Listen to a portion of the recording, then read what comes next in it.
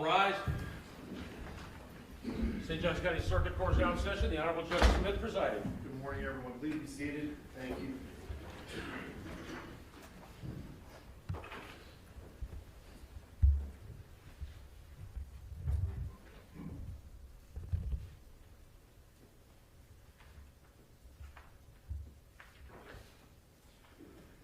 All right, let's go on the record in case 22 CF 1185, State of Florida versus Anthony Guadalupe. Do I have a hearing on that, State of Florida? Good morning, Your Honor. Melissa Clark on behalf of the State Attorney's Office. Good morning. And on behalf of the defendant? Your Honor, Chair Shoemaker, on behalf of Anthony Guadalupe. Ken Probesco, Your Honor. All right, good morning to everyone. We were set for this morning for a sentencing hearing. The defendant had previously entered a plea to the charges in the information on October 4th of 2023. We passed the matter for sentencing to today. The court had ordered a pre-sentence investigation. I received that report yesterday. I did receive notice and received a copy of a motion to withdraw plea of guilty that was filed by Mr. Shoemaker. So obviously we need to address that motion first. Yes, Your Honor. We had anticipated going forward with the sentencing today. On Wednesday, I met with Anthony, and he expressed his desire to withdraw his plea based on various reasons. So I filed it that night. Obviously, saw it yesterday morning. And we would like to, unless if we need to have the hearing, we'll have it. I take testimony from Dr. Jill Nicolino and then some questioning of Anthony as well. So, but I didn't know what the state's position was on it officially, or if they would stipulate to it, or if we needed to have the hearing. All right, Ms. Clark. I'm going to address you here just to make sure the audio is picking up. Thank you. I also received the motion, obviously. Certainly our preference was to go forward today with sentencing. I know there's a number of families here expecting this to be finished, to put this behind them. So I think everybody's a little disappointed. But I did want to put a few things on the record. First, I know that I discussed this with his counsel, but I want to make sure that the defendant hears it in open court, the consequences of his decisions. The state, when we filed our initial information, we didn't charge every possible charge that we could have. If the defendant withdraws his plea, I am prepared to file amended information charging an additional 7 counts of the lascivious molestation on a victim less than 12. Each of those counts, as the court is aware, is a life felony. This would increase his exposure as well. I put a score sheet together with those additional counts. And for the record, if the defendant is convicted as charged in all counts in this amended information, if I file it, his lowest permissible sentence is 1,247 months in Department of Corrections. If my math calculations are correct, the bottom of the guideline scores would be 103 years in the Department of Corrections. So 103 years in prison if he's found guilty of all counts, and the court doesn't find a lawful reason to downward depart. Currently, his score sheet bottom guidelines was 66 years. Pursuant to the plea negotiations, we did agree to waive that and made the bottom 35 years to life, and would have been here today to argue for what we believe to be an appropriate sentence.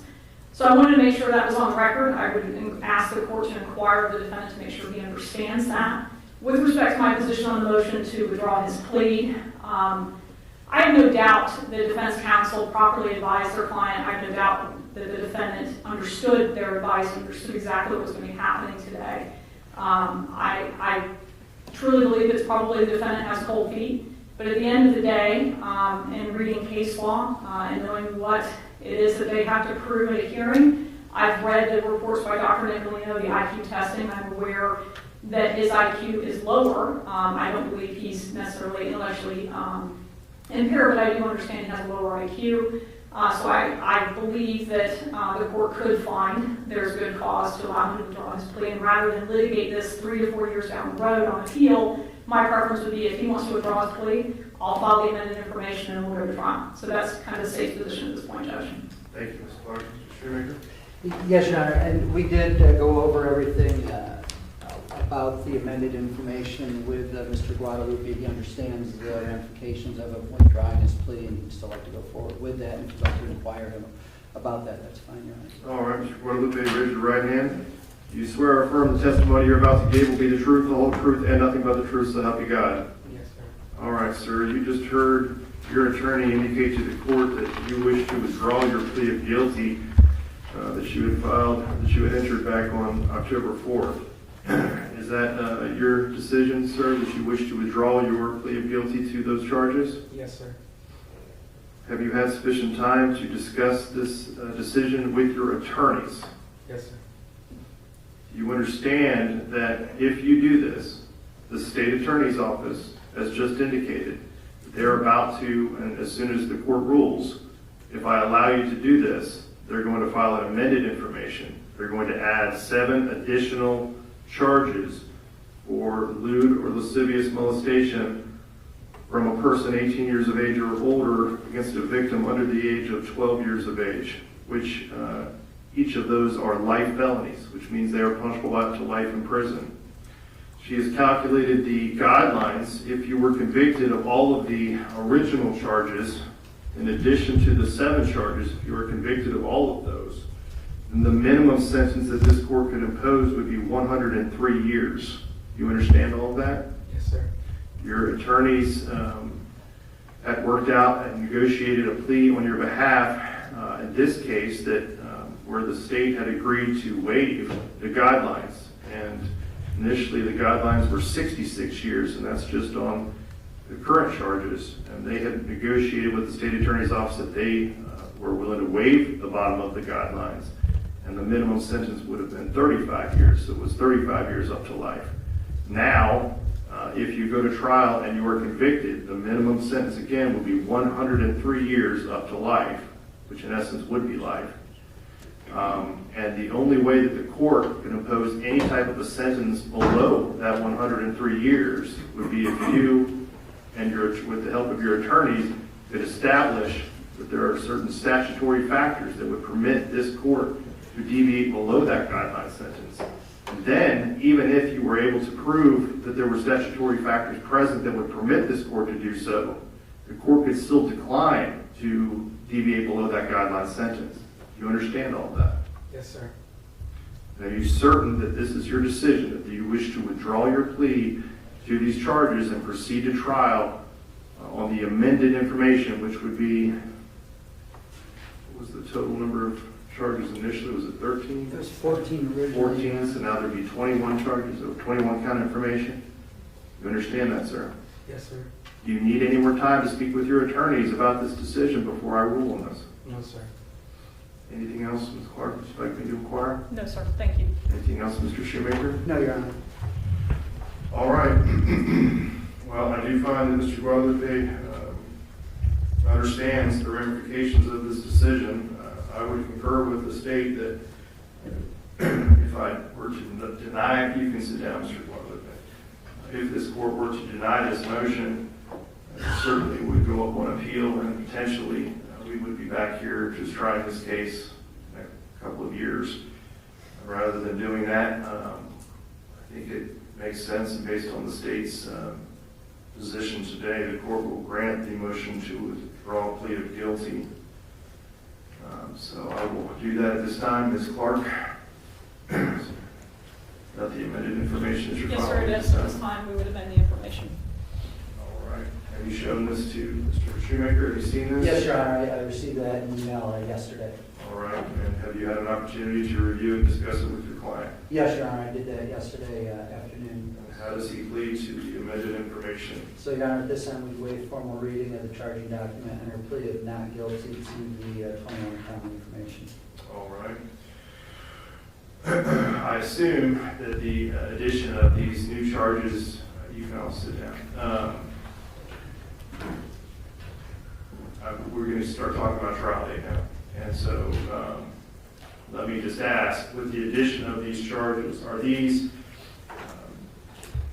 same charges contained within the videos that the state had previously reviewed and the defense had previously had in their possession as well? Yes, sir, and they include the same victims that were in the initial count, so there's really no new information other than obviously additional charges, but no new factual information that the defense was not already aware of.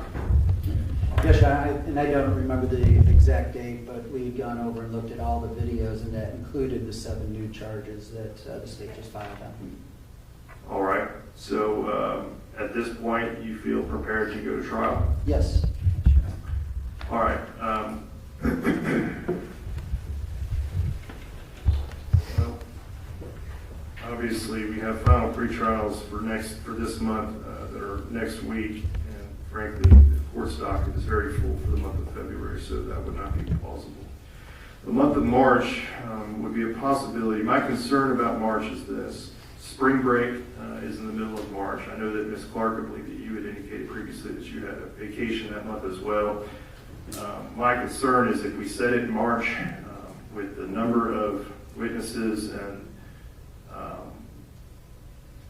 we may run into complications in getting folks here for trial in March with spring break, et cetera. And so I don't know that that would be the most reasonable month to set it. So I'm looking at April. And Your Honor, as we spoke on the phone, I have that murder trial in Flagler. In speaking with Mr. Johnson, I believe they're going to try the co-defendant first, which would then push us back to May. So I am pretty sure we'll be available in April. All right, now let's go ahead and set it. What are the court's trial dates in April, Sure. sir? The 2-week trial period in April is April 15th through April 26th.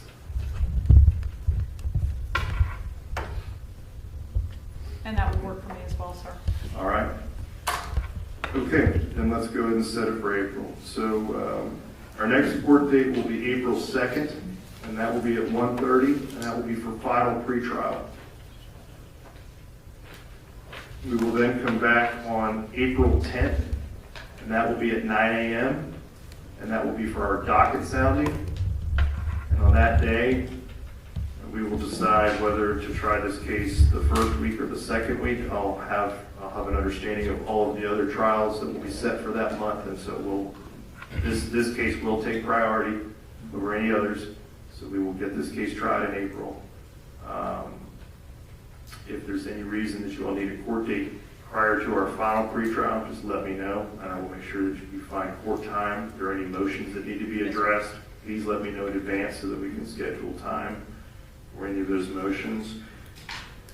And we can talk more about this at final pretrial. Do you anticipate, how long do you anticipate, how many days, excluding jury selection, do you think that the state would need to present?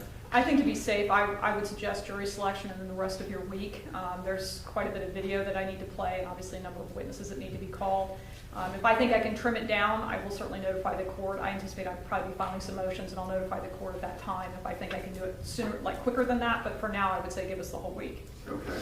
And I concur with that, Your Honor. All right. Do we want to set a date for final motions to be entered or filed? Yeah, the latest is final pretrial, but I would hope that it would be Before done that. before that. Oh, absolutely. I mean, we can set a sooner one, but I typically will set motions at final pretrial, and that would at least give us some time to get things scheduled if we need Yes, sir. to. Okay? Is there anything else that we need to address on this case today from the state? No, sir. Is there anything else we need to address on this case today from the defense? No, Your Honor. All right, we are adjourned. Thank you, Judge. Thank you.